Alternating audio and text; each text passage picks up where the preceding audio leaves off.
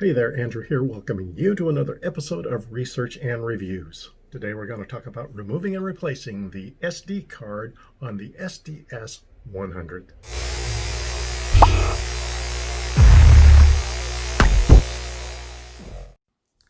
Removing and replacing the SD card is pretty simple and straightforward, but you have to be careful because there are a couple of fragile parts you have to be careful with.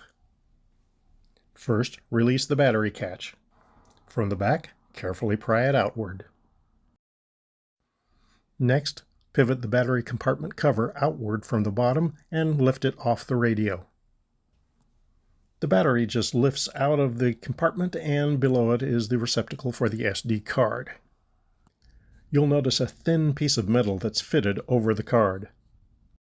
This piece of metal slides forward and backward, alternately locking and unlocking the card in place.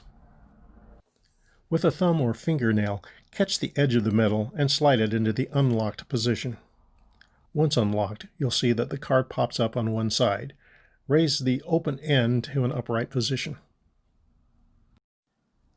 You can then lift the card out of the housing. Replace the card in the reverse order, again being very careful because you're dealing with a very fragile mechanism. You'll notice a channel the card will slide into. Slide the card into the channel, making sure that the contacts on the card are positioned as shown. Then rock the card back into place. While holding the card down, use a fingernail to push the housing back into the locked position. Replace the battery, making sure that the contacts are oriented properly.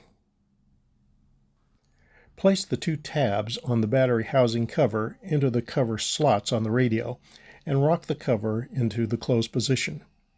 Then snap the latch into place and you're done. Now, I've been asked, I want to upgrade my card. What should I upgrade it with? The SDS100 comes with an 8 GB Class 6 SD card. Unless you're going to be recording everything that you listen to, there's really not a need for a capacity much beyond that. The SDS100 does support up to 32 GB, and I have heard that people have put larger capacity cards in the radios and they seem to have worked fine.